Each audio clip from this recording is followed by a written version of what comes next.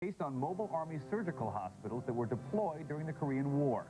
Right now, we're going to hear about the origins of these medical units from one of the original MASH doctors. And we'll also hear the story of the technology that helped make it all possible.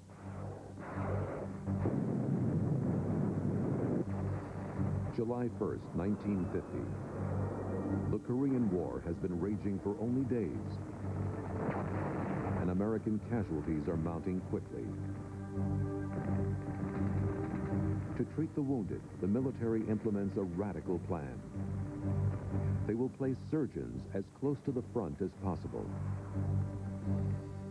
They will make their hospitals mobile and move with the battle lines.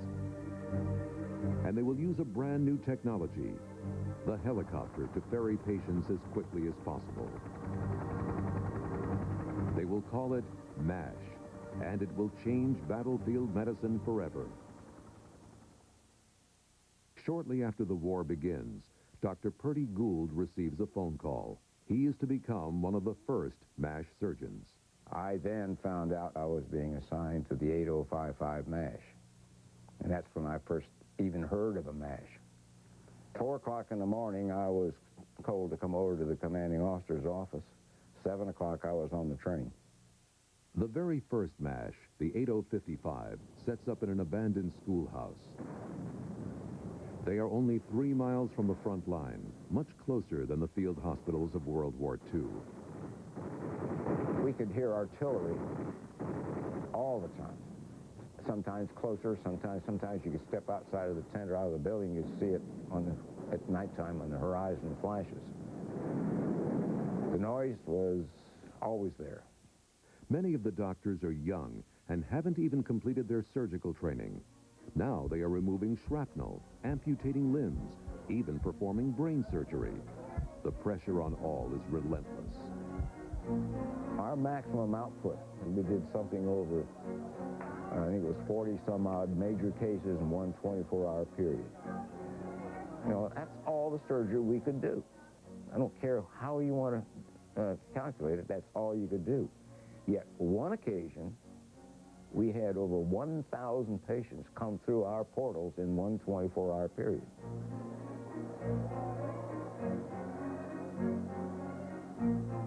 You know, you're forced into saving lives the most expedient way you can, and as many as you can, and you still don't always keep up. MASH stands for Mobile Army Surgical Hospital. The revolutionary innovation is that they will actually move the entire hospital to follow the front. At a moment's notice, the staff will pack up the whole unit, including the admissions tent, X-ray lab, and surgery wards. Just 5 days after first setting up, the 8055 is already on the move.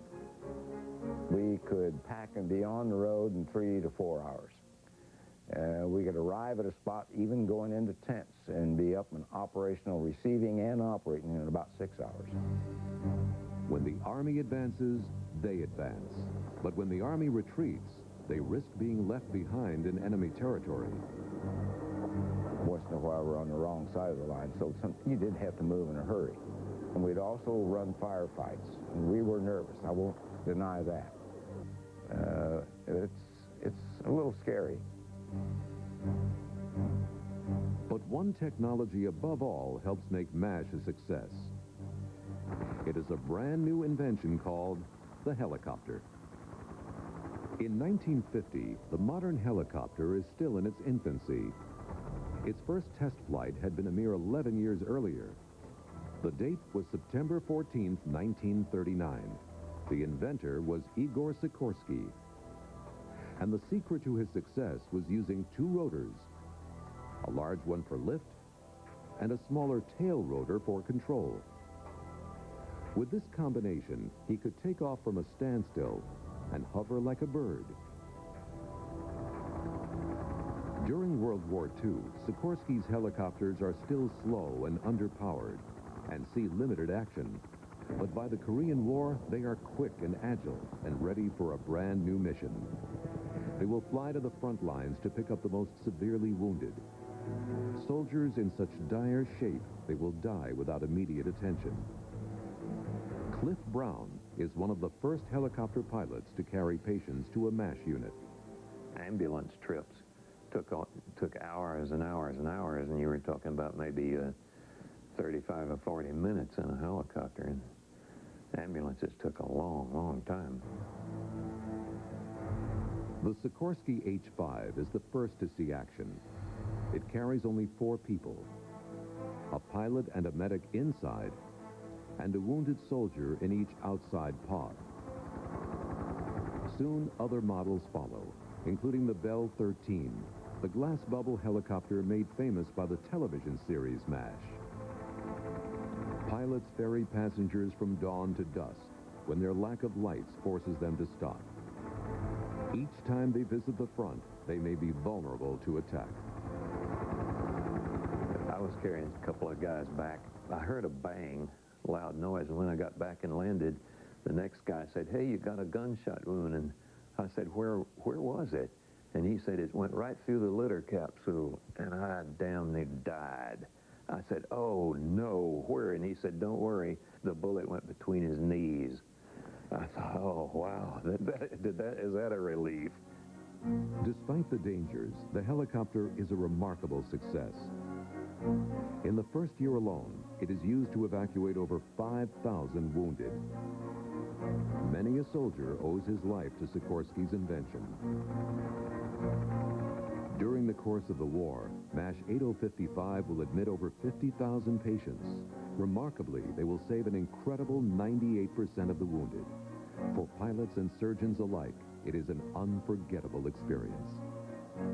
In the end, you know, years and years and years later, and decades later, I look back in it, and to me, this was the most successful year I ever spent in my life. The most worthwhile period I ever did. The MASH model established in Korea is so successful, it will be used from Vietnam to Desert Storm. The radical concept, combining helicopters and mobile hospitals, will save lives for 50 years. All told, there were 6 MASH units put into action during the Korean War. The 8055 was the very first. The inspiration for both Robert Altman's film MASH and the television series was a novel by Dr. Richard Hornberger. Hornberger served at the 8055 in 1952 and 53.